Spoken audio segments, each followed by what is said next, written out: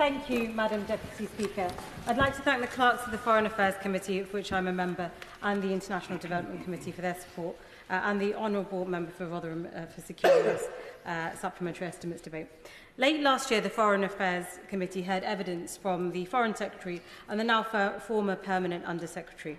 It was a valuable opportunity for committee members to hear, in the words of Sir Philip Barton, about the tough choices that have been made and will continue to have to be made. Tough choices on our spending, on the aid budget, on investment spending and on our soft power resources. These tough choices are not new, but in these volatile times where the power of diplomacy and our soft power matters more than ever, they can have seismic impacts. In 2011, under the coalition government, the BBC World Service had to eliminate 5 language services due to cuts of 46 million per year. This included the entire BBC News service in North Macedonia. Coalition cuts to grants funding from the Foreign Office meant that this trusted service, with extensive reach, one in every 8 Macedonians listened to the BBC, had to be closed. At the time, the country was attempting to join NATO and the EU. Russia was opposed. Since this cut, North Macedonia has been subject to a decade-long propaganda campaign from Russia, a campaign of misinformation which has spread fake news on COVID, amplified regional tensions and demonised NATO and our European allies. In the past years, the UK has deployed military experts in disinformation to counter malign influence, the malign influence of Russia on the Western Balkans, an influence seeking to destabilise our entire continent. The example of North Macedonia shows that we cannot risk a fractured approach. Cutting the BBC World Service, a trusted news service globally, a news source globally, neglecting our soft power, while our defence spending is countering misinformation, doesn't seem the right thing to do.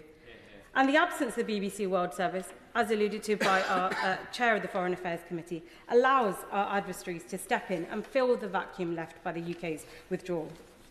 And there are real dangers when we allow hostile propaganda to go unchallenged. It's been described as a tsunami of bad actors. And while Conservative cuts forced the BBC World Service in the Middle East, BBC Arabic, to cease broadcasting, the same frequency was taken over by Russia Today and Sputnik. The global director of BBC News told the Foreign Affairs Committee that on the day of the walkie-talkie explosions in Lebanon, that the frequency was essentially Russian propaganda.